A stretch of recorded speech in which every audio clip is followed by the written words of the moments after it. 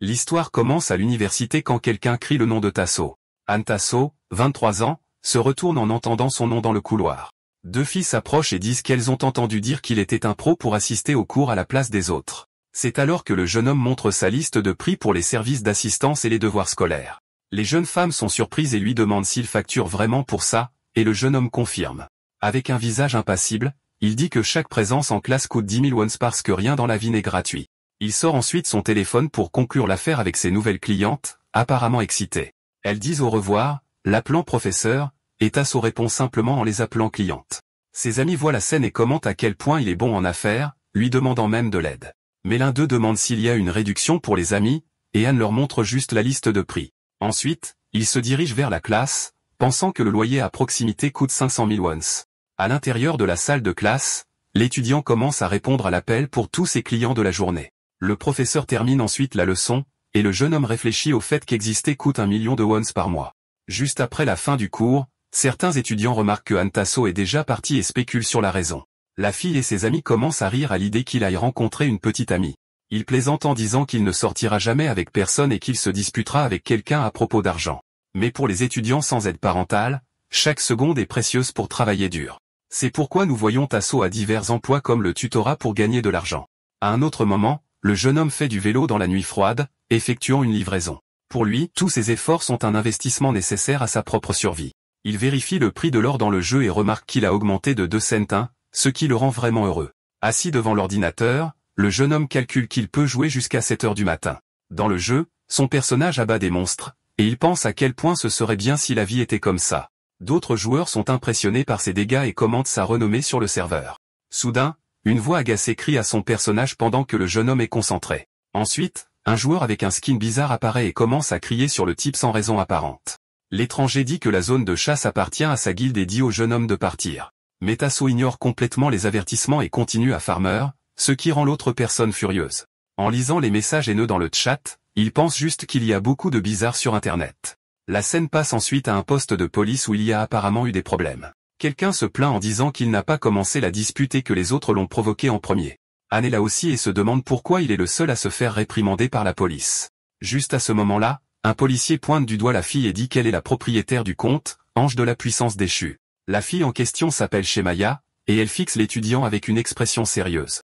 Ils se regardent tous les deux, confus, et le jeune homme répète son nom alors qu'elle répète le sien. Il semble que cela leur vienne à l'esprit en même temps, et ils se reconnaissent avec une grande surprise. La fille devient super excitée et le pointe du doigt avec un cri de surprise et d'excitation. Le policier demande s'ils se connaissent, tandis que la jeune femme l'appelle le vrai Anne Tasso. Avec un sourire sur son visage, elle confirme qu'ils se connaissent très bien, en fait. Ensuite, elle le serre dans ses bras et révèle à l'officier qu'il est son ex-petit ami d'il y a 5 ans. L'esprit de Tasso le ramène au lycée, où il se souvient de ce qu'était Shemaya. À l'époque, c'était une fille calme qui restait à l'écart et n'avait presque aucune présence dans la salle de classe. Avec ses lunettes et son attitude timide, la jeune femme n'était pas le genre de personne qui attirait beaucoup l'attention. Elle passait la plupart de son temps à lire des livres jusqu'au jour où elle lui a remis un mot. Nous voyons ensuite le jeune homme lui dire au revoir dans la salle de classe vide après l'école. Avec un sourire, il dit qu'il la verra plus tard et la laisse tenir le petit morceau de papier. La fille a une expression surprise sur son visage mais semble heureuse de l'invitation. Pour le jeune homme, elle était juste une personne ordinaire que l'on pouvait trouver n'importe où. Mais au fil des années, les souvenirs qu'il avait d'elle se sont progressivement estompés. Cependant, il y avait une chose dont l'étudiant se souvenait encore avec une parfaite clarté. Le jour où ils ont rompu, c'est lorsque sa famille a déménagé hors de la ville du jour au lendemain. Il devient pensif car ils avaient même prévu de se rencontrer ce jour fatidique. Le jeune homme s'est toujours demandé pourquoi elle était partie sans rien dire et pense à le demander maintenant. Mais la fille semble agacée et se plaint qu'il ait déposé une plainte contre elle sans même lui avoir parlé au préalable. Face à sa réaction, le jeune homme commence à se demander si elle est vraiment la même personne. Après tout, seules quelques années s'étaient écoulées, mais le changement dans son apparence était radical. Il pense même qu'elle a tellement changé qu'elle ressemble maintenant à une faiseuse de troubles. Malgré le choc, l'étudiant conclut qu'il n'est pas tout à fait impossible pour quelqu'un de changer autant. Le jeune homme se souvient d'une réunion de classe où de nombreuses personnes étaient méconnaissables. Mais malgré tout, sa transformation d'une fille ringarde à son apparence actuelle était la plus radicale. En marchant, il pense que son ambiance est également complètement différente et méconnaissable. Avec un regard irrité, la fille se tourne et lui fait face, ressemblant à une personne complètement nouvelle. Chemi demande alors pourquoi le jeune homme la suit, et il est un peu confus par la question. Elle l'accuse de regretter d'avoir obtenu 100 000 wons pour quelques insultes. Le jeune homme pense qu'il s'attendait à ce qu'elle rie de la situation puisqu'ils étaient de vieux amis. La jeune femme le qualifie de mesquin, et il se demande si elle a toujours été aussi bavarde. Tasso explique qu'il ne la suit pas, que c'est juste le chemin vers sa maison. La fille dit qu'elle pourrait s'excuser pour les insultes, mais jamais pour ses terribles manières dans le jeu. D'un ton sérieux, elle l'avertit qu'il a eu de la chance de l'avoir rencontré et pas quelqu'un d'autre. Il menace ensuite de retourner au poste de police et lui rappelle qu'il lui a accordé une généreuse réduction. Son ex-petite amie lui lance un regard noir en entendant la réponse tranchante de l'étudiant. Soudain, elle change de tactique et essaie de faire une tête mignonne, lui demandant de pardonner la dette. Mais le jeune homme ne se laisse pas prendre à son jeu et déclare qu'il obtiendra ses 10 000 d'une manière ou d'une autre. Voyant que cela n'a pas fonctionné, elle commente à quel point il est bon avec l'argent et qu'il sera riche. L'étudiant l'appelle par son nom, et la jeune femme demande ce qu'il veut maintenant d'un ton impatient. Un peu maladroitement, le jeune homme demande comment elle a été tout ce temps où elle était partie. La question la prend par surprise, et elle le fixe avec de grands yeux, ne sachant pas quoi dire. Avec un sourire, elle commente qu'il a été surpris parce qu'elle a beaucoup changé ces dernières années. Mia dit qu'il ne se souciait jamais de ce que faisaient les autres, puis elle termine la conversation en disant qu'en tout cas, rien de digne d'être mentionné ne s'est produit. La jeune femme dit qu'ils ne se reverront plus, et que tout ce qui compte, c'est qu'elle paie la dette à temps. Avec un sourire, la fille suggère qu'ils ne devraient plus être curieux l'un de l'autre. L'étudiante a l'air sérieuse lorsqu'elle lui dit de ne plus se soucier l'un de l'autre. Avec un regard froid, son ex-petite amie suggère qu'ils s'aiment comme si l'autre n'existait pas. Puis Shiomi dit au revoir en agitant la main et s'éloigne, laissant le jeune homme seul derrière elle. Le jeune homme se dit que ce sont les derniers mots de son ancienne flamme après 5 ans. Il s'énerve, pensant que c'est lui qui devrait être en colère puisque c'est elle qui a disparu. Le jeune homme n'a pas demandé l'argent par besoin, mais pour une autre raison spéciale. Comme il n'est pas doué avec les mots, c'était la meilleure façon qu'il ait trouvée pour lui parler. En réalité, l'étudiant voulait juste une raison de la garder près de lui un peu plus longtemps. En la regardant s'éloigner, il accepte que ce soit la fin définitive pour eux. Un mois passe et une annonce est faite sur le système de sonorisation de l'université de Seodin. Une fille avec des lunettes et un sweatshirt a l'air fatiguée en écoutant l'annonce de l'université. L'annonceur appelle la représentante Shamiya, et Tasso est stupéfait d'entendre ce nom. À la surprise des deux, ils se rencontrent à nouveau dans le couloir de l'université. Le jeune homme est choqué et a du mal à croire qu'il a revu la fille là-bas. La jeune femme, maintenant avec son ancien look, est super embarrassée par les retrouvailles. La scène se déplace ensuite vers un camion de déménagement devant un immeuble résidentiel.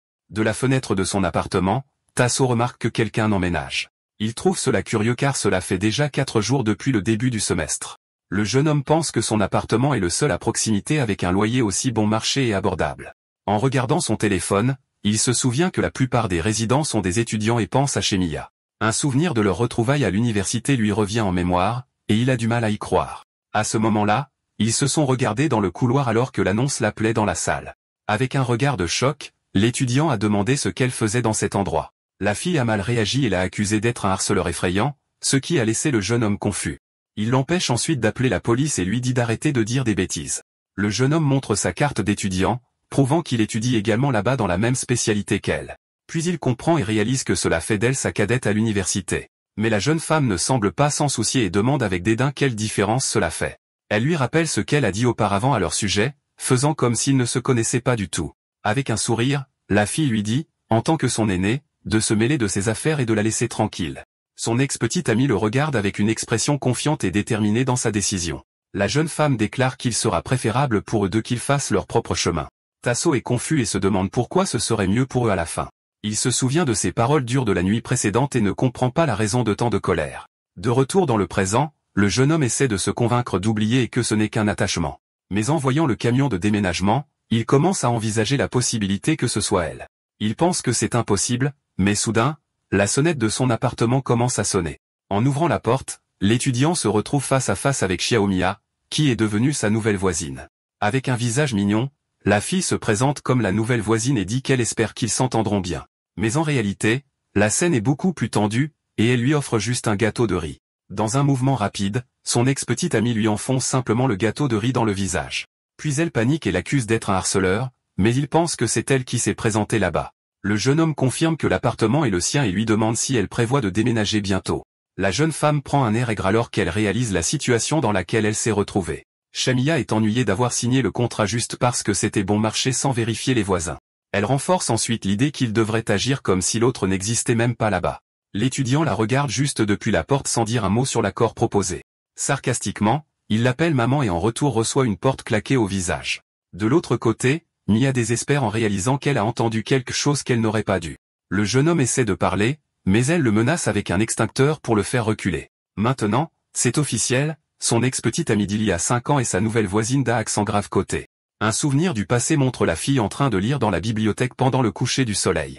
À l'époque, l'étudiant avait l'habitude de dormir sur le bureau pendant qu'elle était à proximité. Ce moment de la journée à la bibliothèque était également le moment préféré du jeune couple. De retour dans le présent, il regarde le gâteau de riz et se demande pourquoi elle a tellement changé. Alors qu'il en mange un morceau, il essaie de comprendre ce qui l'a poussé à le regarder comme si elle voulait le tuer. Le jeune homme se demande s'il a fait quelque chose de mal à l'époque, mais il ne s'en souvient pas. Il en conclut alors que c'est elle qui a rompu la promesse et ne s'est pas présentée à leur rendez-vous. Peu de temps après, la sonnette retentit à nouveau, et le jeune homme se demande qui c'est cette fois-ci. Il va à la porte pour répondre, mais décide de vérifier l'interphone avant d'ouvrir. Sur le petit écran, l'étudiant voit l'image de Shamia avec une apparence très étrange. En ouvrant la porte, il l'interroge sur leur accord de faire comme s'ils ne se connaissaient pas. Toute mouillée et frissonnante, elle appelle le gars de la chambre 3, avec une voix faible. Il s'avère que son appartement est complètement inondé, et le jeune homme est surpris. Il trouve alors rapidement la conduite d'eau principale et ferme la vanne pour arrêter la fuite. Le jeune homme dit qu'elle devrait appeler le propriétaire, mais la jeune femme dit qu'il ne répond pas. En voyant tout ce gâchis, Tiso regrette de ne pas avoir loué un meilleur endroit. Son ex-petite amie est super frustrée que cela se soit produit lors de son tout premier jour d'emménagement. Juste à ce moment-là, l'étudiant se souvient d'un moment du passé où il l'avait vu frissonner de froid dans la neige. À l'époque, il l'avait aidé à se réchauffer dans une situation très similaire à celle d'aujourd'hui. De retour dans le présent, elle remarque que le jeune homme la regarde et se méfie. La fille l'accuse de la regarder, mais il nie, disant qu'il ne faisait rien de tel. Avec ses vêtements tout mouillés, son apparence finit par attirer l'attention du jeune homme. Il est tout embarrassé et jure qu'il ne pensait à rien de bizarre. Avec un regard sérieux, l'étudiant dit juste qu'il était inquiet pour sa santé. La réponse inattendue surprend la fille et la laisse sans voix pendant un moment. Il la tire ensuite à l'intérieur en disant qu'elle va attraper froid si elle reste mouillée, mais elle résiste et l'attaque avec la raclette, en criant qu'il ne peut pas penser à ça. Avec un visage ennuyé, la jeune femme le remercie pour l'aide, mais dit qu'elle ne veut rien lui devoir. Elle dit ensuite au jeune homme de se mêler de ses affaires, mais il s'inquiète toujours de savoir si elle ira bien. Mais avec le robinet principal fermé, le chauffage s'éteint aussi, et la fille commence à geler. Même en frissonnant, son ex essaie d'avoir l'air forte et dit que tout va bien, mais il la trouve têtue. Voyant son entêtement, l'étudiant propose 1000 wons pour chaque heure qu'elle passe là. La fille est complètement choquée par cette idée et lui demande de quoi il parle. Il explique que c'est le prix pour se réchauffer, et si elle paie, elle ne lui devra rien. Le jeune homme détourne le regard, un peu gêné, en répétant le prix de 1000 à la jeune femme. Elle réfléchit à la proposition, et le jeune homme dit que le prix est en fait assez raisonnable. Le visage légèrement rouge, la fille semble accepter l'offre, et il continue à en parler. Mais elle l'interrompt et dit qu'elle ajoutera une condition supplémentaire à leur accord. L'étudiant la regarde avec une expression fatiguée, se demandant ce qui va suivre. Les bras croisés, il attend dehors, se demandant si c'était une bonne idée. Il s'avère que la fille prend une douche, et il voulait juste qu'elle sèche jusqu'à l'arrivée du propriétaire. Son ex apprécie la douche chaude et a même offert 3000 wons supplémentaires pour ça. Le jeune homme trouve étrange la façon dont elle a soudainement baissé sa garde. Dans le couloir inondé, il ressent une sensation étrange dans sa poitrine, mais pas une bonne. Avec de la sueur froide qui coule, il réalise qu'il a oublié quelque chose de très important. Soudain, ses amis arrivent tout excités, et il se souvient qu'il avait des plans avec eux. Ses potes lui demandent pourquoi il est dehors, et le jeune homme se plaint qu'il soit arrivé trop tôt. Ses amis arrivent en mode dramatique, disant qu'ils se sont précipités en apprenant l'inondation, mais il remarque que l'eau vient de l'appartement d'A accent grave côté, et Tesso et bouche bée. Le jeune homme panique car s'ils entrent, ils vont trouver Shemia et elle se prépare. Il imagine déjà les taquineries incessantes de ses amis, lui demandant si elle est jolie. Alors, pour éviter les ennuis, l'étudiant propose d'aller boire un verre ailleurs. Le jeune homme invente une excuse disant que son appartement est un bazar et propose de payer la note. Ses amis paniquent devant cette offre car ils savent que leur ami est le plus radin de tous. Ils plaisantent même sur le fait de l'emmener à l'hôpital, mais le jeune homme veut juste qu'il parte vite. Voyant l'occasion en or, ses amis acceptent la proposition sur le champ, sans hésiter. Son plan était de les envoyer devant pour qu'ils puissent faire sortir la fille sans que personne ne la voie. Mais au moment crucial, son ex sort de la douche et apparaît devant tout le monde. Elle a l'air confuse en voyant les inconnus et demande qui ils sont avec un visage innocent. Ses amis sont bouche bée quand ils voient une fille sortir de la douche, et le jeune homme désespère. Les gars pètent un câble et commencent à secouer l'étudiant, lui demandant qui est cette jeune femme.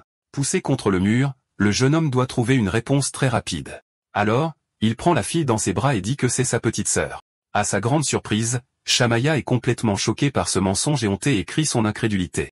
Ses amis n'y croient pas non plus et disent qu'il est impossible qu'elle soit sa parente. En désespoir de cause, le jeune homme lui chuchote de jouer le jeu et d'éviter plus d'ennuis. Comprenant la situation, la jeune femme change d'expression et confirme qu'elle est sa petite sœur.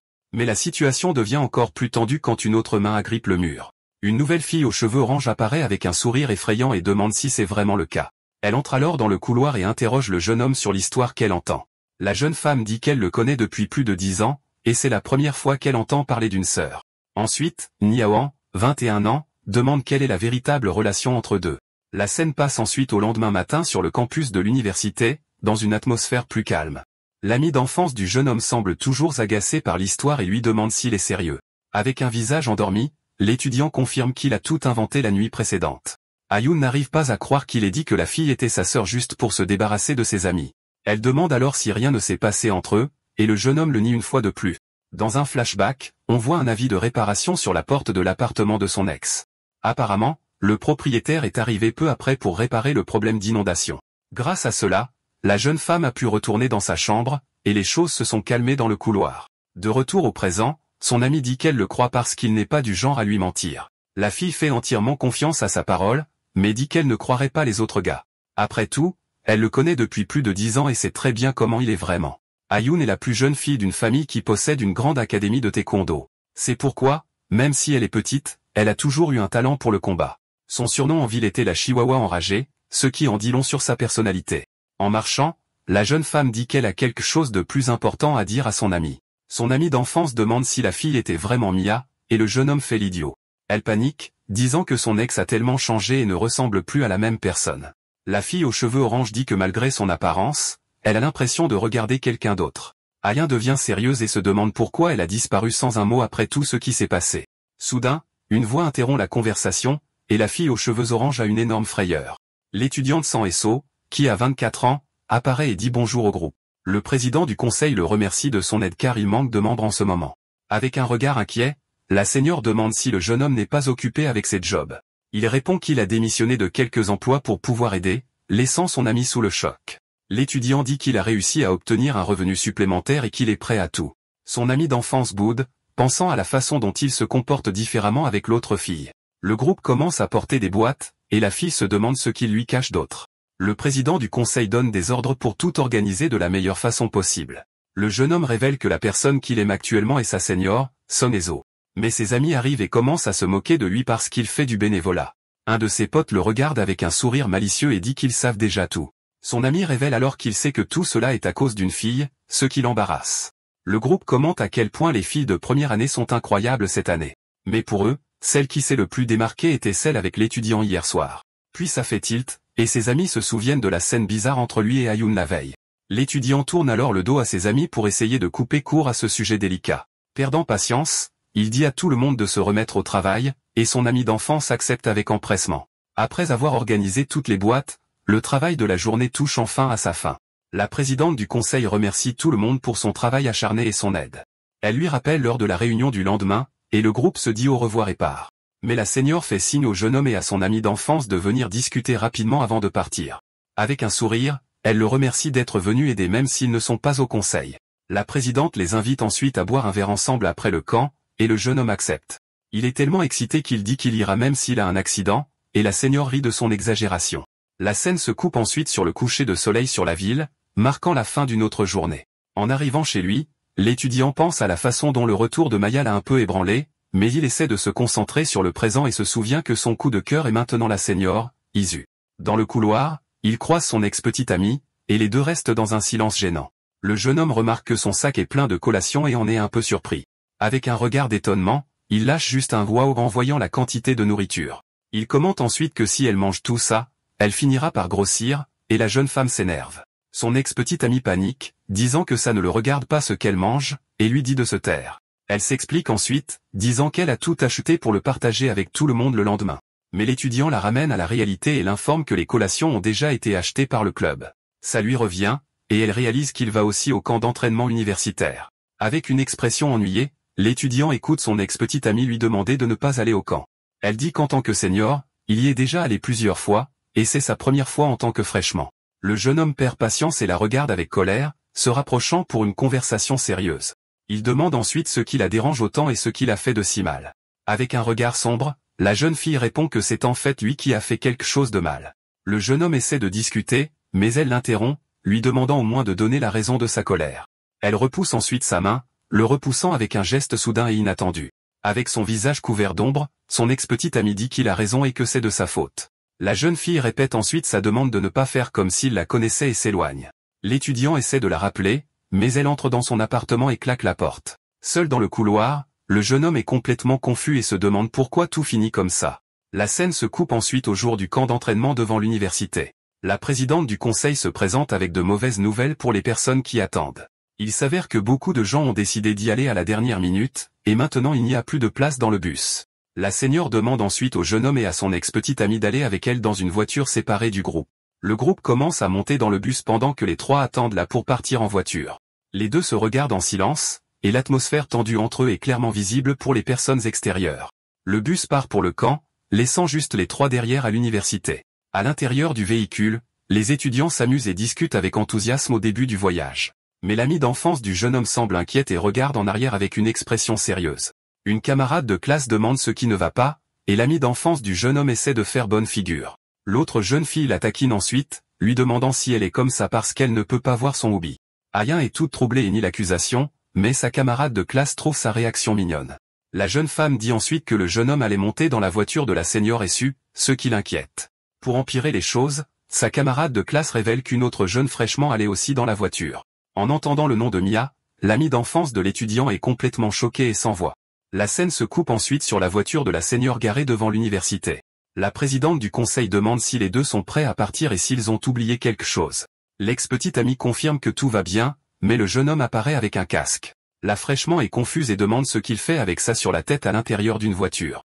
L'étudiant explique que c'est pour la sécurité et tend un autre casque à la jeune fille pour qu'elle le porte aussi. Sa logique est que si c'était une auto-tamponneuse, il n'aurait pas besoin de porter de casque. Avant qu'elle puisse traiter l'information, la voiture décolle à grande vitesse avec les trois. La seigneur conduit comme une pilote de course, et l'ex-petite amie crie de désespoir face à la situation. Après un certain temps, la voiture s'arrête dans une station-service pour une courte pause de la course folle. La fraîchement est complètement épuisée, on dirait que son âme a quitté son corps à cause de la conduite dangereuse. Évanouie sur un banc de parc, elle se demande si elle est décédée et est allée au paradis ou quelque chose comme ça. Mais c'est en fait le jeune homme qui apparaît avec une boisson et dit qu'elle ressemblait à un ange de lumière. L'étudiant explique que la conduite de la seigneur est célèbre et que sa voiture n'a pas une seule égratignure. Il lui tend ensuite la boisson, et la jeune fille demande pourquoi il la lui donne. La jeune femme refuse la boisson et dit qu'elle n'aime pas le café, ce qui rend le jeune homme pensif. Tasso est assez surpris par sa réponse et ne comprend pas tout à fait ce qui se passe. Il demande ensuite si elle n'aime vraiment pas le café parce qu'il en a un souvenir différent. Un souvenir du passé les montre ensemble, et elle semblait aimer la boisson à l'époque. Le jeune homme dit qu'il se souvient qu'ils en buvaient dans le parc, mais elle suggère qu'il la confond avec quelqu'un d'autre. Avec un regard triste, la jeune fille dit que peut-être qu'elle aimait ça avant, mais qu'elle ne s'en souvient plus clairement maintenant. Elle prétend ensuite qu'elle ne se souvient pas de ces vieilles histoires et veut oublier le passé. Shamia l'appelle par son nom complet, et il la regarde, attendant ce qu'elle va dire ensuite. D'un ton sérieux, l'ex-petite amie commence en disant qu'elle est vraiment désolée pour ce qu'elle va dire. La jeune femme explique qu'elle ne veut pas rester coincée dans des souvenirs inutiles d'un passé qui est terminé. Elle demande ensuite s'ils peuvent simplement se traiter comme de parfaits inconnus à partir de maintenant. Le jeune homme pense à la façon dont elle sait à quel point il a souffert et que ses souvenirs le rendent fou. Malgré tout, l'étudiant décide de faire un pas en avant pour essayer de résoudre la situation. Il pense que puisqu'ils se sont rencontrés à nouveau, il ne peut pas simplement faire semblant de ne plus la connaître. Mais la jeune fille s'incline et le supplie de la traiter comme une inconnue.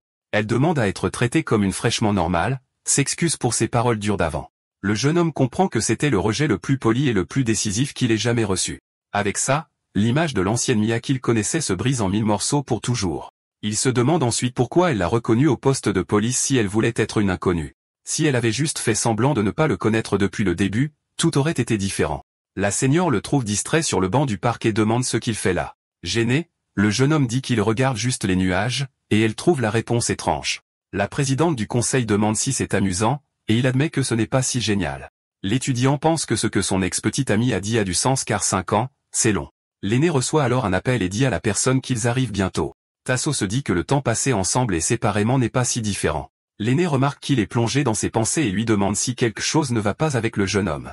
Le visage rouge, il essaie de cacher son embarras et se concentre sur ce qui se passe. Le jeune homme réalise que dans son cœur maintenant, il n'a qu'un seul objectif clair. Il complimente le choix de l'endroit pour le camp, et l'aîné en est super content. Le président dit qu'il voulait que ce soit mémorable car c'est le dernier avant l'obtention du diplôme. Avec un sourire déterminé, le jeune homme pense que son seul but est de se confesser à l'aîné. La scène montre ensuite la canette de café que son ex-petit ami a refusée, jetée dans la poubelle du parc. Même avec son retour, il affirme que son cœur ne vacillera pas dans sa décision. L'aîné demande ensuite des nouvelles de la nouvelle, et le jeune homme dit qu'elle est partie se promener.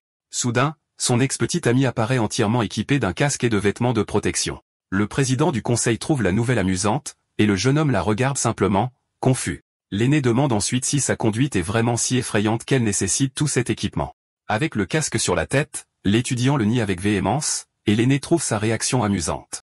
La scène passe ensuite à leur arrivée au lodge à 11h15 du matin le même jour. Au lodge, un étudiant commente que la nouvelle a été victime de la conduite des aînés cette année. Une autre fille dit que probablement seul l'aîné Tasso peut sortir indemne de ce trajet. Soudain, une main touche l'épaule du jeune homme alors qu'il porte des boîtes. Une nouvelle l'appelle, et il se tourne pour voir ce que la fille veut de lui à ce moment-là. La nouvelle venue, Shine Dabin, 20 ans, lui demande s'il a une minute pour lui parler. L'ami d'enfance de l'étudiant voit la scène de loin et ses yeux brillent intensément. Après l'orientation, l'aîné Essu annonce la fin des activités de la journée. Avec une boisson à la main, elle dit qu'il est maintenant temps de se réunir de manière informelle avec beaucoup de boissons. Le président explique que les groupes ont déjà été divisés pour que tout le monde s'amuse ensemble. Elle lève ensuite sa canette de bière et propose un toast à la foule excitée. Le jeune homme est dans un groupe avec son ami d'enfance et la nouvelle qu'il a appelée plus tôt. Mais à la surprise de tous, son ex-petit ami finit également dans le même groupe qu'eux. Le groupe de l'étudiant est le seul avec un garçon et 5 filles, ce qui le rend tendu. Les autres gars le regardent avec des regards envieux, et il se sent un peu mal à l'aise. La nouvelle s'approche alors et trinque avec sa canette de bière contre la sienne pour un toast spécial. Avec un sourire excité, la nouvelle venue propose un toast juste entre deux à ce moment-là. Elle l'encourage à cul sec la canette, mais son ami d'enfance le regarde avec un regard furieux. Soudain, Ayun crie des acclamations enthousiastes et trinque avec force ses canettes contre les leurs. L'étudiant regarde la scène du coin de l'œil alors que tout se déroule autour de lui. Son ex-petit ami boit juste sa bière en silence sans interagir avec personne dans le groupe. Soudain, le jeune homme remarque que son ex-petit ami le regarde avec une expression sérieuse. Il se tourne vers elle, confus, mais la fille détourne rapidement le regard sans rien dire. La nouvelle demande ensuite s'ils doivent trinquer à chaque fois avant de boire ensemble. L'étudiant se sent un peu mal à l'aise et prend une gorgée de sa bière pour cacher sa nervosité. Il observe les autres filles du groupe et sent que la nuit sera assez fatigante pour lui. Avec autant de personnalités différentes réunies, il a un mauvais pressentiment à propos du camp. Il s'avère que le camp de cette année comptait beaucoup plus de personnes que d'habitude pour une seule raison. La raison était un essai d'influenceurs de première année qui ont attiré l'attention de tout le monde. La première d'entre elles était Yoonji, une vlogueuse d'études qui faisait des diffusions en direct en ligne. Elle a commencé à diffuser en 9e année et compte maintenant 40 000 abonnés sur sa chaîne. La deuxième était Do Yeon-woo, qui avait une chaîne de radio sur le thème de l'horreur très populaire. Et enfin, la nouvelle venue Shine Dae-bin, qui était la plus célèbre du trio. Avec plus de 320 000 abonnés, elle était une influenceuse de jeux bien connue. La fille fait semblant d'être humble, mais elle est clairement la plus populaire parmi les 3 nouvelles célèbres. Le jeune homme se souvient alors d'un message de l'aîné expliquant qu'elle l'avait mis avec eux pour éviter les ennuis. Voyant les regards envieux des autres gars, il comprend pourquoi tant de gens se sont présentés au camp. Soudain, la nouvelle célèbre panique en entendant le nom d'un jeu et devient super excitée. Elle dit qu'elle joue aussi depuis l'enfance et demande sur quel serveur le jeune homme joue actuellement. L'étudiant est un peu surpris par la coïncidence, mais répond qu'il joue sur le même serveur qu'elle. Ensuite, une des filles se souvient que son ex-petit ami joue également sur ce même serveur. Avec un sourire malicieux, son ex-petit ami fait l'idiote et fait semblant de ne rien savoir. La nouvelle célèbre parle ensuite d'un agriculteur d'or notoire qui porte le même nom que le jeune homme. Sans trop réfléchir, l'étudiant admet devant tout le monde qu'il est ce joueur. La révélation choque la nouvelle venue qui se fige en découvrant la véritable identité de l'aîné. La scène passe ensuite aux toilettes du lodge, où la fille essaie de traiter l'information. Se lavant les mains au lavabo, la nouvelle se souvient de quelque chose et semble avoir un plan en tête. Avec une explosion de colère et d'excitation, la nouvelle venue confirme que le joueur qu'elle recherchait était lui. L'autre fille du trio dit qu'elle s'en doutait depuis le début à cause des coïncidences. Avec un regard de haine, la streameuse célèbre serre les dents et révèle la raison de sa recherche. Il s'avère que l'ex-petit ami du jeune homme était son maître dans le jeu et a tout abandonné à cause de lui. Les larmes aux yeux, le maître dit au revoir à ses abonnés et quitte la guilde pour toujours. La nouvelle reproche à l'étudiant de l'avoir empêché, elle et son maître, de vaincre le boss final. Elle révèle ensuite son plan machiavélique de séduire le jeune homme pour se venger de ce qu'il a fait. Avec un sourire confiant, la nouvelle venue dit qu'elle n'a jamais échoué à séduire quelqu'un qu'elle voulait. La fille imagine une scène romantique où les deux tombent follement amoureux l'un de l'autre. Et puis, au sommet de leur romance, quand il se confessera, elle l'écrasera sans pitié. Son ami pense que le plan est un peu stupide, mais la nouvelle est déterminée à se venger de son maître. La scène passe ensuite aux deux à l'extérieur du lodge au milieu de la nuit froide. La nouvelle venue se plaint du froid et de devoir utiliser les toilettes extérieures à cause de la file d'attente. Elle dit qu'elle ne voulait pas utiliser celle à l'extérieur parce qu'il gèle, mais elle n'a pas d'autre choix. La fille se plaint que cela arrive quand il y a trop de monde au même endroit. Soudain, elle tombe sur un groupe de grands gaillards qui la regardent dans le noir. L'un d'eux la trouve mignonne, et la fille panique en reconnaissant l'étudiant de classe supérieure. Elle court ensuite vers le lodge, criant à l'aide aux aînés. L'ami de la nouvelle venue réalise que quelque chose ne va pas et s'inquiète de la situation. La fille de la radio d'horreur crie le nom de son ami et court voir ce qui s'est passé. Mais la célèbre étudiante de première année semble avoir de sérieux problèmes, et son expression est celle de la douleur. Il s'avère qu'elle est entourée de membres de l'équipe de lutte de l'université. Le groupe demande des autographes, et la situation se transforme en un événement de fans improvisé au camp. La nouvelle se répand, et d'autres étudiants se précipitent pour obtenir un autographe de la célèbre fille. L'aîné demande au jeune homme et à son ami d'enfance de l'aider à contrôler la foule de fans. Soudain, une main tire sur la chemise de l'étudiant alors qu'il se prépare à aider. Son ex-petit ami le retient et lui demande de ne pas partir car il y a un problème dans le dortoir. Elle le regarde avec une expression sérieuse et dit qu'il y a quelque chose qui ne va pas dans la chambre des filles. La jeune fille le conduit à l'endroit, et l'étudiant se demande ce qui pourrait être si important. Arrivé là, il hésite à entrer, mais la jeune femme dit qu'ils doivent voir par eux-mêmes. Prudemment, il entre dans la pièce et essaie d'écouter ce qui se passe de l'autre côté.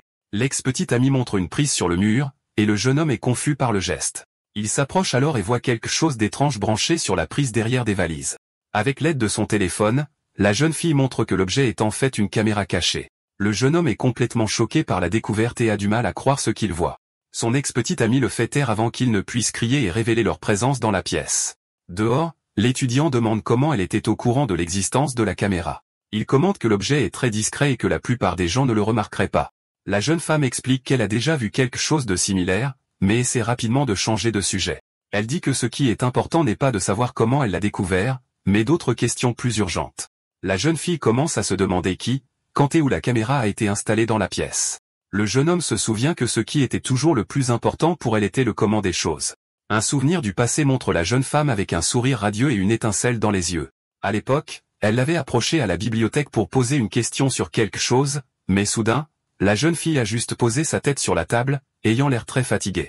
L'étudiant demande si c'est pour ça qu'elle lit toujours à la bibliothèque de l'école. La jeune femme explique qu'elle aime suivre le fil de la pensée dans les livres et demander « Pourquoi ?» Le jeune homme se souvient que c'était son slogan dans le passé et comment elle l'utilisait. Il pense à la façon dont la jeune fille insistait pour utiliser l'expression même quand ça n'avait pas de sens.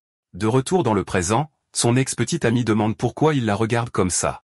L'étudiant dit que sa façon polie de parler semble étrange venant d'elle maintenant. La jeune fille est embarrassée et admet que ça doit être bizarre de l'appeler comme ça maintenant. Elle s'excuse et dit qu'il est le seul à qui elle peut parler de ça. Comprenant la situation, le jeune homme lui prend la main et se prépare à agir et à résoudre le problème. La jeune fille dit qu'elle peut parler de façon informelle s'il le souhaite et semble plus détendue. Puis l'ex-petit ami demande l'aide des aînés pour résoudre le mystère de la caméra. Elle se souvient à quel point il était doué pour résoudre les mystères à l'école et lui fait confiance. La jeune femme admet qu'il est étrange de demander une faveur comme celle-ci, mais elle n'avait personne d'autre pour l'aider. Le jeune homme se demande si elle va toujours faire semblant qu'ils sont des étrangers, et elle insiste sur sa demande. Il demande si la caméra a été installée par les propriétaires du dortoir, mais elle rejette l'idée. La jeune fille dit qu'elle a vérifié les autres chambres, et la sienne était la seule avec l'appareil caché. Elle exclut également la possibilité que ce soit l'un des gars à cause de la surveillance. L'ex-petite amie explique qu'elle s'est sentie malade toute la journée et n'a pas du tout quitté la chambre. Elle est certaine que la caméra n'était pas là quand elle est arrivée au dortoir plus tôt. La première fois qu'elle a remarqué quelque chose d'étrange, c'était peu de temps avant le début de l'orientation. Cela signifie que la personne qui a installé la caméra était dans la pièce pendant ce temps. La suspicion se porte alors sur les trois filles qui partageaient la chambre avec elle. La fille de la radio d'horreur, Do Yoon-woo, est l'une des suspects possibles dans le crime. La célèbre streameuse Shine Dae-bin rejoint également la liste des personnes qui auraient pu le faire. Et la vlogueuse d'études Eunji complète le trio de colocataires suspects. L'ex-petite amie envisage également la possibilité que ce soit quelqu'un de proche de l'une d'entre elles. Le jeune homme en conclut que si tout cela est vrai, le coupable est quelqu'un de l'intérieur du groupe. En d'autres termes, quelqu'un du département agit avec de mauvaises intentions au camp. Il lui demande de ne le dire à personne pour l'instant, et la jeune fille est d'accord avec le plan. Le jeune homme explique que les rumeurs peuvent blesser des innocents si elles se répandent. L'ex-petite amie suggère de le dire à l'aîné et So parce qu'elle semble digne de confiance. Avec les joues rouges, l'étudiant est embarrassé à la mention de la présidente du conseil. La jeune femme remarque sa réaction et demande si l'aîné est la personne qu'il aime. Le jeune homme est tout énervé et essaie de le nier, mais la jeune fille insiste sur le fait qu'il ment. Soudain, leur ami d'enfance apparaît de nulle part et les surprend tous les deux par sa présence. Avec les yeux tournoyants, elle les regarde et demande ce que les deux faisaient seuls. L'étudiant demande si elle est ivre, et la jeune femme commence à poser des questions étranges. Elle dit qu'elle s'est débarrassée des lutteurs qui l'embêtaient plus tôt. L'ami d'enfance boude et semble très ennuyé par quelque chose qui la dérange. L'ex-petite amie essaie de lui parler, mais l'autre jeune fille semble très mal à l'aise. Puis la jeune femme aux cheveux orange explose et commence à interroger l'autre sur ses intentions. Elle lui rappelle avoir dit que tout était une coïncidence et qu'elle ne voulait plus rien avoir à faire avec le jeune homme. L'ami d'enfance accuse l'autre d'avoir secrètement appelé l'étudiant au milieu de la nuit. En pleurant, elle la traite de menteuse et la confronte à propos de ses vrais sentiments. La jeune femme dit qu'elle lui avait dit qu'elle ne l'aimait plus et que tout était fini. Puis la jeune fille aux cheveux orange s'évanouit tout simplement, ivre, devant les deux. Le jeune homme ramène son ami dans la chambre, et la première nuit du camp se termine ainsi. Il décide de garder la caméra secrète jusqu'à ce qu'il soit sûr de qui est le coupable. Le lendemain matin, le lodge se réveille avec une nouvelle journée et de nouvelles surprises à venir. L'étudiant observe une agitation et se demande si les filles se disputent à propos de quelque chose. Soudain, il entend un cri, et son regard se tourne vers l'agitation. Une jeune fille pointe du doigt son ex-petite amie et crie qu'elle l'a vu faire quelque chose de suspect. La vlogueuse d'études accuse sa colocataire d'essayer d'espionner leur chambre. La jeune fille affirme que l'ex-petite amie du jeune homme a installé la caméra pour surveiller tout le monde.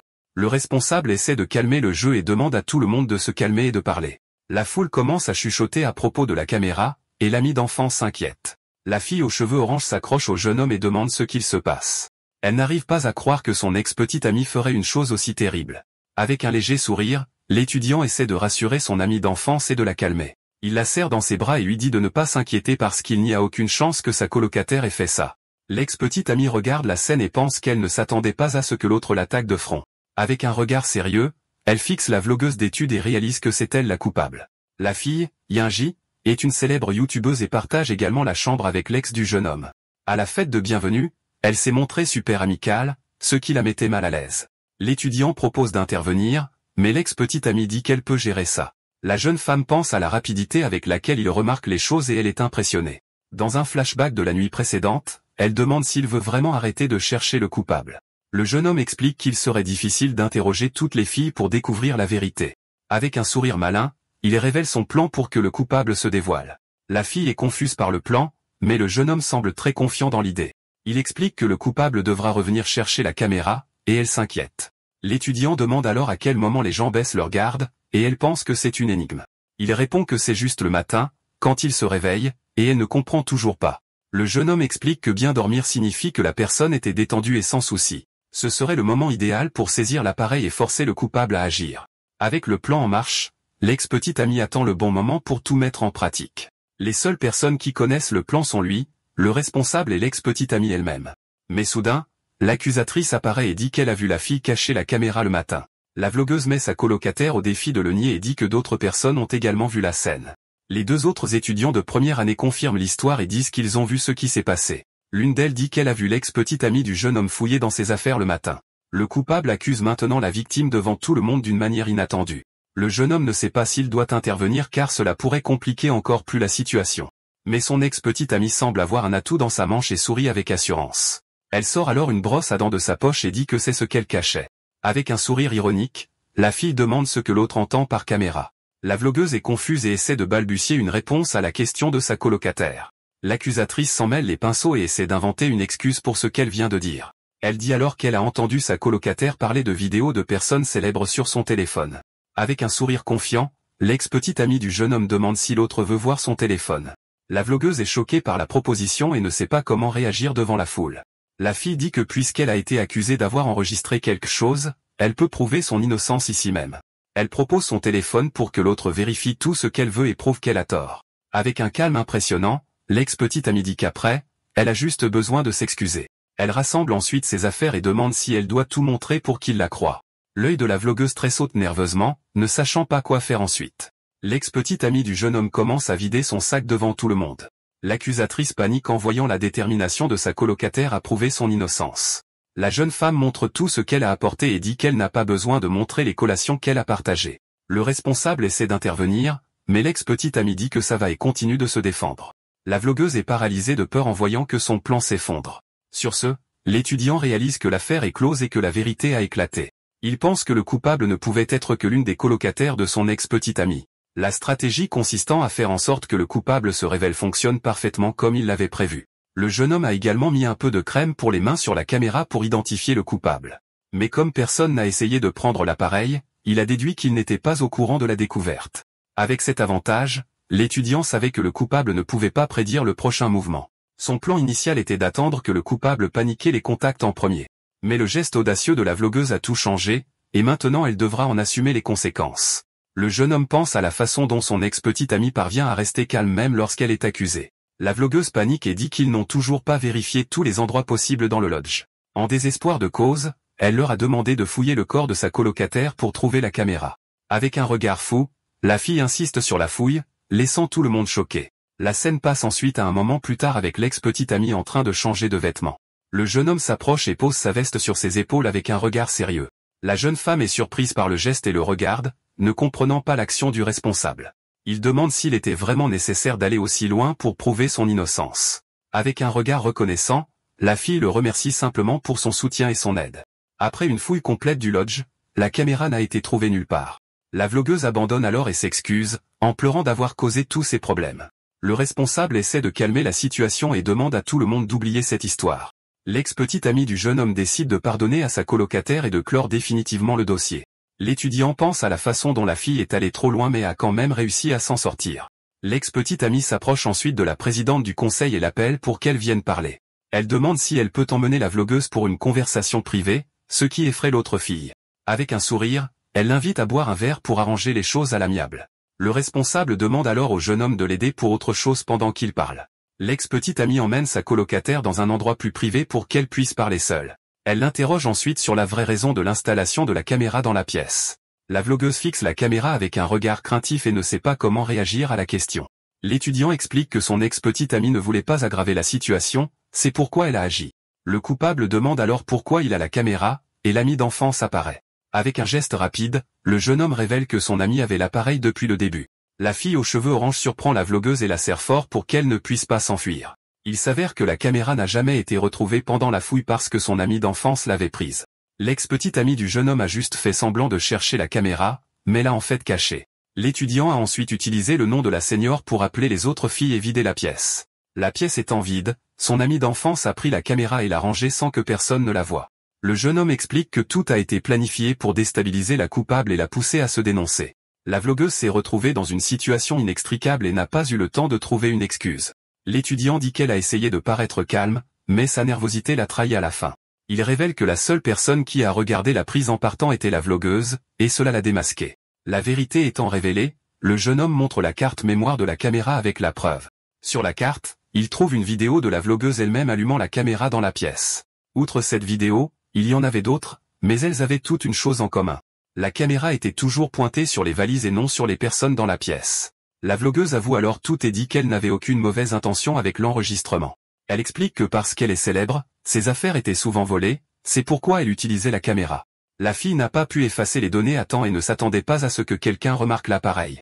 La vlogueuse a paniqué, craignant que sa colocataire n'utilise la caméra contre elle. Elle savait que la caméra avait un bouton pour effacer les données et a essayé de la récupérer. En désespoir de cause, la fille a décidé de frapper la première pour essayer de redresser la situation. L'ex-petite amie du jeune homme comprend la situation et pardonne à sa colocataire pour le malentendu. L'étudiant pense qu'elle s'en doutait déjà, c'est pourquoi elle est venue le voir au lieu de la police. La jeune femme dit alors qu'elle fera confiance à la vlogueuse et accepte ses excuses à la fin. Le jeune homme et son ami d'enfance sont surpris par l'attitude généreuse de l'ex-petite amie. La vlogueuse pleure d'émotion et demande si elle est sérieuse au sujet du pardon. Elle se sent coupable de tout ce qu'elle a fait et n'arrive pas à croire à la gentillesse de sa colocataire. L'ex-petite amie du jeune homme la regarde avec un regard sérieux et une expression illisible.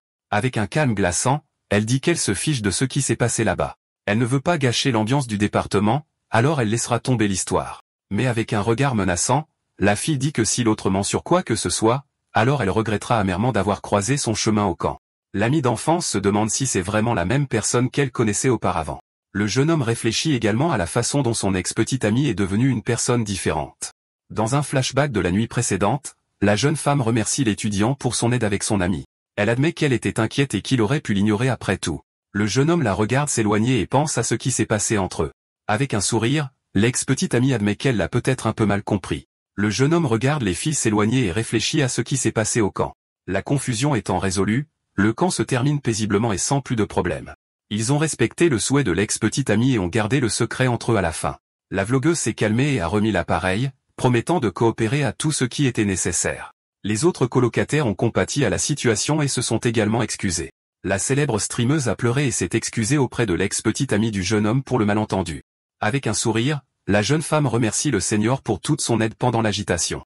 Elle admet qu'elle ne s'attendait pas à ce que son plan fonctionne si bien et est impressionnée. La fille demande ce qu'il entend par là et semble un peu confuse par la question. Le jeune homme s'inquiète de savoir si elle n'était pas gênée d'avoir enlevé ses vêtements devant tout le monde. L'ex-petite amie explique qu'elle en avait marre de l'insistance de l'autre et qu'elle a dû agir. Elle se défend en disant que ce n'était qu'un haut de sport, et que ce n'était pas grave. L'étudiant devient un peu confus et ne sait pas comment réagir à la réponse de la jeune femme. Avec le visage rouge, elle dit qu'elle n'est pas le genre de fille à enlever ses vêtements n'importe où. La fille s'énerve qu'il n'ait pas compris tout de suite et s'enfuit embarrassée. Le jeune homme pense que si la vlogueuse avait menti, il aurait appelé la police sur place, mais il pense que la fille a paniqué et a agi sans réfléchir aux conséquences. L'ex-petite amie décide de laisser tomber et dit que ce ne sont pas ses affaires ce qui se passe. Avec un sourire, elle déclare que son seul objectif est d'obtenir son diplôme en paix et sans aucun problème. L'étudiant pense à la façon dont la fille a laissé une marque inoubliable sur lui d'une certaine manière. Sur un réseau social, une photo de la vlogueuse dormant avec le visage dessiné est publiée. La scène passe ensuite à la deuxième nuit du camp avec le groupe qui s'amuse. La vlogueuse s'excuse pour la mauvaise ambiance et promet d'animer la fête pour tout le monde. Malgré les incidents, le camp de 3 jours et 2 nuits se termine paisiblement. Les seniors sont soulagés que tout se soit bien terminé, et le jeune homme est d'accord avec elle.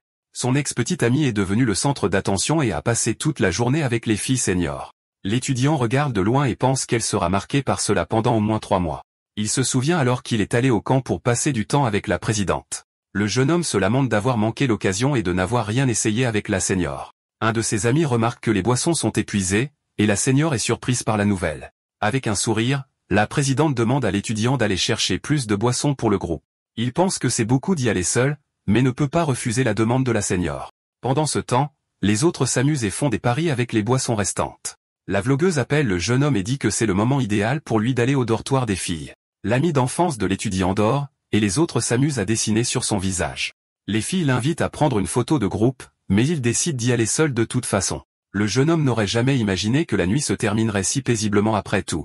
Il se demande alors ce que fait son ex-petite amie et va la chercher autour du pavillon. L'étudiant réfléchit à combien son apparence a changé au cours des 5 dernières années. Il se souvient qu'elle semblait en savoir beaucoup sur la caméra et est intrigué par cela. Il se demande comment elle a réussi à rester si calme même en étant accusée par tout le monde. Le jeune homme commence à penser qu'elle s'est peut-être impliquée dans quelque chose de dangereux. Soudain, il remarque quelque chose et son regard se déplace alors qu'il aperçoit une silhouette au loin. Une fille se tient seule à regarder le ciel étoilé en silence. Il s'approche et l'appelle par son nom, reconnaissant son ex-petite amie de loin. La jeune femme se retourne surprise et demande comment il savait qu'elle était là. Surprise par sa présence, la fille se met à courir pour essayer de s'échapper. Mais dans sa hâte, elle finit par trébucher et tomber au sol en criant de douleur. L'étudiant s'approche pour l'aider et lui demande si elle va bien après sa chute. L'ex-petite amie est surprise de le voir, et il l'interroge sur sa réaction excessive. Elle s'excuse et lui demande de faire comme s'il ne l'avait pas vu, et le jeune homme est confus. La fille remarque qu'il tient les boissons et lui demande s'il était en mission. Elle explique qu'elle pensait que les filles plus âgées l'avaient envoyé pour la capturer et la ramener. Le jeune homme commente l'intensité avec laquelle les autres du département se comportent avec elle.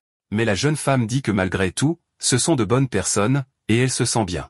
L'étudiant l'observe et est heureux qu'elle s'entende bien avec le groupe. Il avoue qu'il n'avait jamais imaginé qu'un tel moment se reproduirait. L'ex-petite amie remarque alors que l'endroit ressemble à un endroit qu'il connaissait. Il se souvient de la colline derrière l'école qu'ils visitaient ensemble.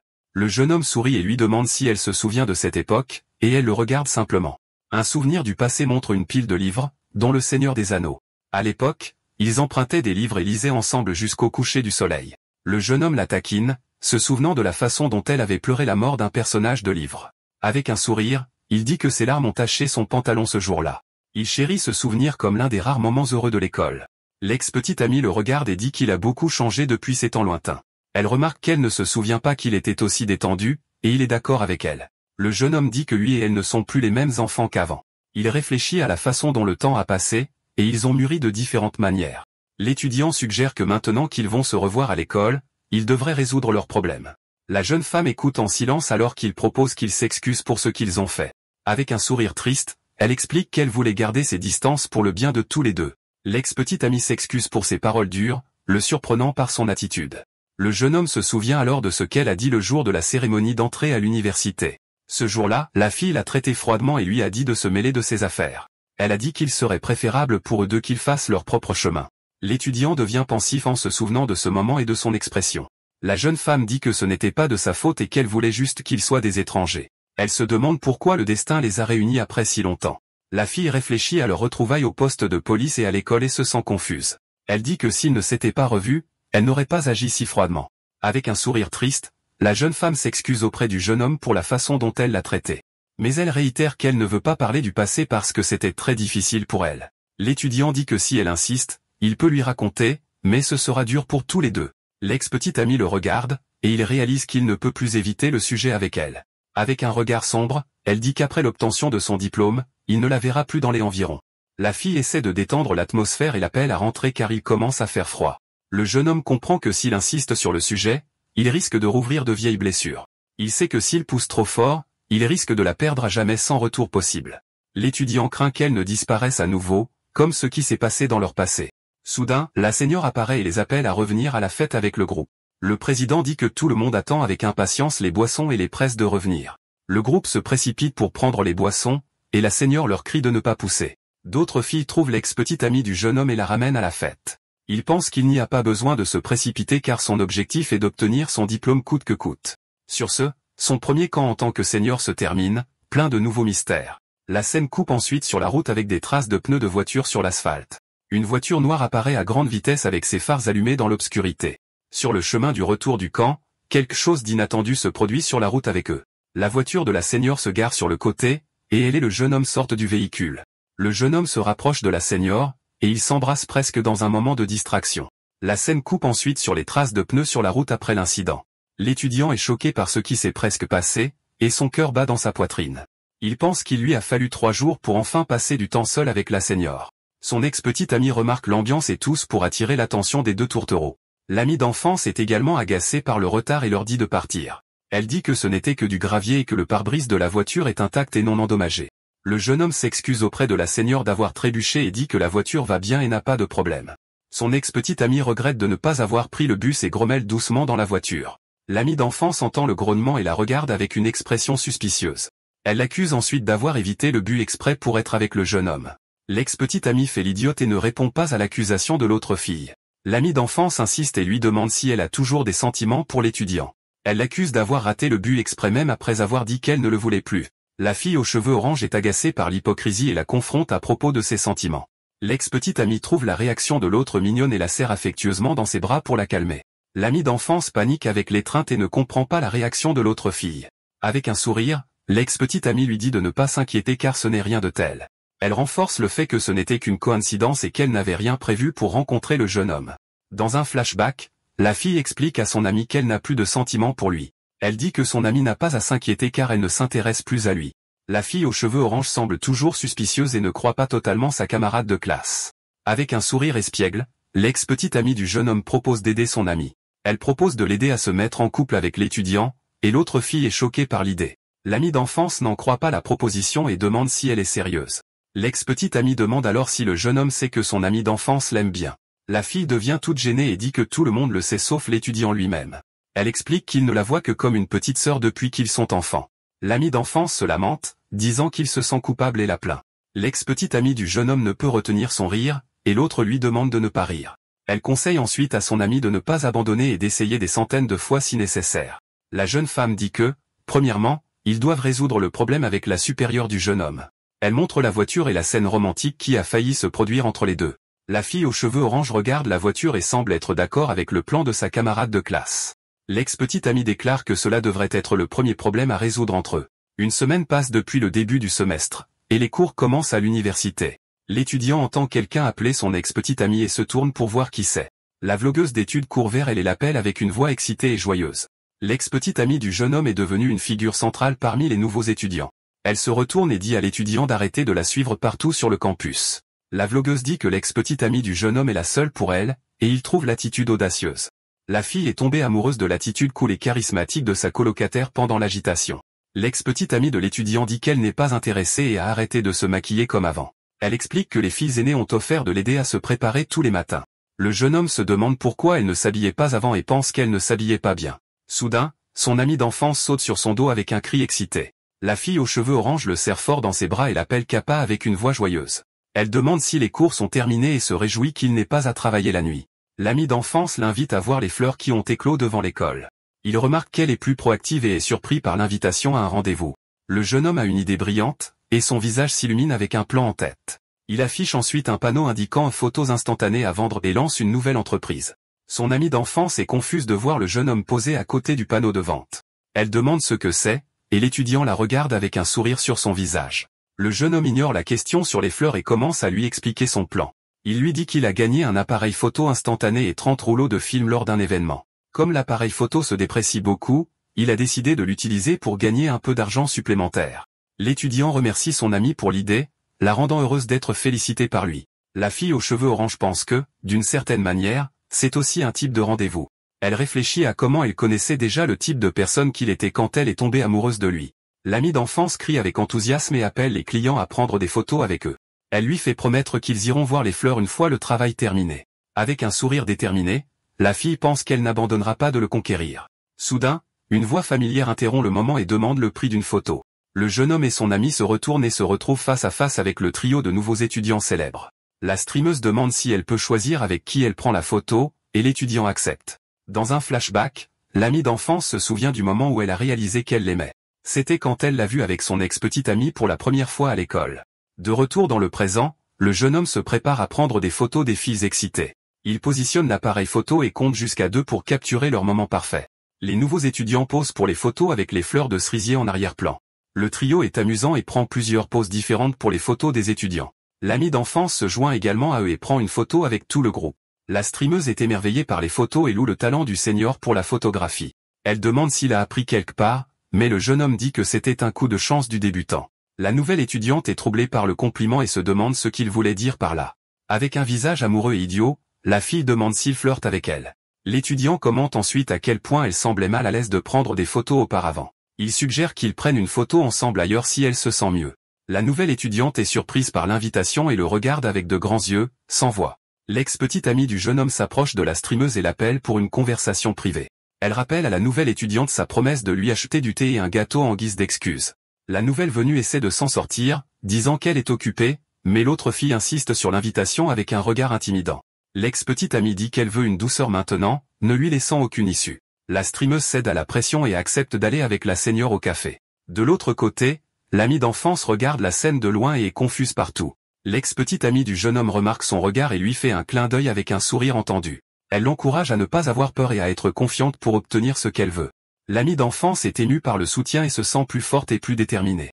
Avec son cœur battant, la fille rassemble son courage et décide de se confesser au jeune homme. Elle se souvient que la confiance est la clé pour une femme pour atteindre son objectif. L'amie d'enfance l'appelle, et il se tourne pour écouter ce qu'elle a à dire. Elle propose ensuite qu'ils utilisent tout le film restant pour prendre des photos de deux seulement, mais la senior SO apparaît à ce moment précis et ruine l'ambiance romantique pour les deux. La présidente du conseil les salue et s'approche avec un sourire sur son visage. Elle dit qu'elle a entendu qu'il prenait des photos et a amené tout le département. Le jeune homme accepte le défi et dit qu'il prendra des photos de tout le monde même si cela prend du temps. L'ami d'enfance est frustré et grommelle que l'arrivée de la senior était de la triche. À la fin, ils prennent une photo ensemble, et la journée se termine avec tout le monde s'amusant. La scène se coupe ensuite sur un parc la nuit avec les cerisiers illuminés par des lumières. Le jeune homme est confus par la situation et ne comprend pas ce qui se passe là-bas. Le lendemain, en revenant du travail, il prend une photo de fleurs de cerisier avec son téléphone. Soudain, il aperçoit son ex-petite amie en train de prendre des photos des fleurs et est surpris. L'étudiant la trouve dans un endroit réputé pour être un lieu de rencontre pour les couples. Il remarque que la fille est plus habillée que d'habitude et devient méfiant. Avec un sourire et une pose élégante, la jeune femme prend un selfie avec les fleurs en arrière-plan. Le jeune homme regarde de loin et voit la fille faire des poses étranges pour les photos. Il en conclut qu'elle n'est pas à un rendez-vous et se demande ce qu'elle fait. Ce qui l'a le plus surpris, c'est que son ex était devenu une élève modèle. Son ami d'enfance lui dit que sa popularité à la fac est énorme et réelle. D'autres camarades de classe commentent également le charme et la forte personnalité de la fille. Le jeune homme est agacé de voir d'autres gars la regarder et ne comprend pas pourquoi. Mais le plus grand changement est qu'après cette nuit-là, elle a cessé de l'éviter comme avant. Maintenant, quand ils se rencontrent à la fac, ils échangent des salutations normalement. L'ex-petite amie dit que puisqu'ils vont se voir souvent, il vaut mieux ne pas être maladroit. Avec le recul, le jeune homme réalise qu'il était très conscient d'elle tout le temps, mais maintenant il comprend qu'il n'y a plus besoin de tout ce drame entre eux. Avec un sourire, la jeune femme semble être d'accord avec la pensée du jeune homme et le regarde. L'étudiant conclut qu'il ne doit pas toujours être celui qui fait le premier pas pour se rapprocher. Il décide que la meilleure chose à faire est de l'ignorer et de rentrer chez lui pour continuer à jouer à des jeux. Le jeune homme remarque quelque chose d'étrange, et son regard se tourne sur le côté avec curiosité. Il voit son ex-petit ami parler à deux types suspects dans le parc. L'étudiant se demande si ces types sont des amis de la fille et continue de regarder. En entendant la conversation, il se rend compte qu'ils ne se connaissent pas et que les types la dérangent. Avec un sourire, la jeune femme ignore les avertissements, et les types l'invitent à boire un verre avec eux. Le jeune homme s'inquiète de la situation et pense à intervenir pour aider son ex-petit ami. Il n'est pas sûr de devoir s'impliquer, mais la fille semble avoir des ennuis là-bas. L'étudiant pense que s'il s'implique, il pourrait finir par aggraver la situation. Soudain, la jeune femme le voit et l'appelle comme s'ils étaient un vrai couple. Le jeune homme est complètement choqué et s'envoie d'être entraîné au milieu du bazar. Son ex-petit ami le présente comme son petit ami et demande au type de ne pas les déranger. Elle le serre fort dans ses bras et l'utilise comme excuse pour se débarrasser des types ennuyeux. Tasso est complètement choqué et n'a aucune idée de ce que Mi manigance maintenant. Elle fait un clin d'œil à Tasso et lui demande de jouer le jeu, lui disant qu'elle lui en devra une. Les types regardent la scène, confus, et demandent s'ils sortent vraiment ensemble. L'air agacé, Tasso appelle le nom de Mia, perdant patience. Mia lui répond avec un sourire mignon et une voix super joyeuse et heureuse. Mais à la surprise de Tasso, les hommes étaient en fait ses aînés du travail. Ses aînés sont excités par la nouvelle, et tout ce que Tasso peut faire, c'est cacher son visage. Soudain, son ami d'enfance, Ayun, apparaît avec une glace et se demande pourquoi tout se transforme toujours en bazar. Elle regarde la scène de loin et ne comprend pas pourquoi Tasso et Mi sont de nouveau ensemble. L'un des aînés sort alors son téléphone et demande au couple supposé de se rapprocher pour une photo. Il leur dit de ne pas être timide et de se blottir l'un contre l'autre puisqu'ils sont au début de leur relation. Mia est désespérée et essaie de crier que Ta est juste un étudiant de classe supérieure de la fac. Mais l'aîné l'ignore et les force à se rapprocher pour prendre une photo du nouveau couple. À ce moment-là, Tasso saisit fermement et rapidement le bras de Mia. Mia est surprise par le geste inattendu de Tasso et le regarde fixement, son visage rougissant. Avec un regard sérieux, Tasso dit à Mia qu'il ne sert à rien d'essayer de s'expliquer davantage. Il explique que leurs aînés sont super excités et vont tout transformer en une relation amoureuse. Tasso dit qu'il sait que c'est nul, mais ce sera plus rapide s'ils prennent juste les photos. Mia semble être d'accord avec le plan et reste silencieuse avec une expression pensive. Elle accepte ensuite de prendre les photos puisqu'elle lui en doit une, et Tasso est agacé par le commentaire. Mia esquisse un léger sourire et semble heureuse de toute la situation. Mais Tasso dit qu'il plaisantait, et Mia est un peu confuse. Ensuite, elle dit qu'il n'y a pas de raison particulière, et qu'ils font juste ça pour s'échapper. Tasso, rougissant, répond qu'il a déjà compris ce qu'elle voulait dire. Avec son téléphone en main, l'un des aînés se prépare à prendre la photo du couple. Ce jour-là, il a pris une photo avec Mia pour la première fois en 5 longues années. La scène se déplace ensuite au printemps à l'université avec une atmosphère beaucoup plus légère. C'est la saison où l'amour éclot à chaque coin de rue. Dans les couloirs, les étudiants parlent déjà de la prochaine campagne de recrutement des clubs. Avec ça, Tasso se dirige vers la salle du conseil étudiant pour son département des médias. Quand il arrive, il ouvre la porte pour trouver le reste de l'équipe réunie. Mais la pièce est sombre et remplie de types à l'air morose qui accueillent le nouveau venu. Tasso demande pourquoi ils sont tous enfermés là-dedans par une si belle journée. L'un d'eux demande même à son pote de le brancher avec des filles, mais renonce immédiatement à l'idée. Il s'avère que le département de communication était plein de gens cherchant à se mêler. La participation des gars au fait était aussi élevée que 99%, et la raison était évidente. Mais chaque fois que la foule grossit, certains gars se présentent toujours et gâchent l'ambiance. C'est pourquoi certaines personnes évitent les activités du département à cause des étudiants de classe supérieure. En conséquence, les fêtes se terminent avec juste les gars se demandant ce qui s'est mal passé. Alors l'étudiante de classe supérieure, Essu, décide qu'il n'y aura plus de soirées arrosées pendant un certain temps. Essu demande à tout le monde de se ressaisir et aux aînés de surveiller leur comportement. À cause de cela, les gars du département sont déçus que leur plan de rencontre soit ruiné. Ses amis se plaignent que Tasso soit une impasse en matière de rencontre, mais ils pensent que c'est une exagération. Tasso pense en lui-même qu'il est intéressé par les rencontres et qu'il garde quelqu'un de spécial dans son cœur. Une image de Mia lui vient à l'esprit, et il se souvient d'elle avec un sourire. Soudain, Tasso commence à rougir et se demande pourquoi il a pensé à elle de façon inattendue. Ses amis remarquent et demandent s'il rougit parce qu'il pense à quelque chose de coquin. Un souvenir de ce qui s'est passé plus tôt lui revient à l'esprit, et il se souvient de son étreinte. Tasso se souvient que Mia a dit qu'elle le rembourserait pour la faveur et se demande comment elle va faire ça. Un de ses amis l'appelle alors, et Tasso se tourne pour voir ce qu'il veut maintenant. Son ami demande si Tasso ne sort vraiment pas avec Ayun, et il le nie une fois de plus. Son ami explique qu'il ne demande pas parce qu'il ne le sait pas, mais parce que Ayun, apparemment, un gars d'un autre département a avoué ses sentiments à Ayun. Dans sa chambre, Ayun regarde la photo avec un sourire idiot et amoureux sur son visage. Sa colocataire, Yoon, la taquine, lui demandant si la photo avec elle est vraiment tout ça. Yoon continue de taquiner en disant si Ayun essayait de se pencher pour un baiser plus tôt. Sa colocataire de 21 ans, Park Yoon, mentionne qu'elle a entendu parler de l'aveu. Elle demande combien de pauvres âmes ça fait jusqu'à présent, se demandant si ça a atteint 10 ou 12 gars. Yoon dit qu'elle pourrait donner une chance à ce type, mais Ayun répond qu'elle le connaît à peine. Yoon dit que Ayun mérite mieux, mais elle crie qu'il n'y a personne comme Tazo. Avec un sourire confiant, Yin dit qu'il n'y a personne de mieux, et Yoon pense qu'elle exagère. Yoon demande si Yin veut entendre l'histoire de la façon dont elle est retombée amoureuse, mais elle refuse. Yoon demande ensuite si Yin est d'accord avec le fait que cette autre fille la laisse confuse. La colocataire lui montre la chaîne de Davin et dit que le streamer draguait Tasso. Mais Ayun répond que c'est tout à fait normal, et son amie est surprise de voir à quel point elle est calme. Elle explique que Tasso a à peine regardé Daevin, ce qui signifie qu'il n'est pas intéressé. Ayun dit que son béguin a toujours été comme ça, souriant en se souvenant de sa façon d'être. Selon elle, quand il aime quelque chose, il ne peut pas le quitter des yeux. Avec un sourire niais, elle conclut que Tasso est comme un imbécile quand il est concentré sur quelque chose. Ayun devient alors sérieuse et dit que la personne qui l'inquiète vraiment est quelqu'un d'autre.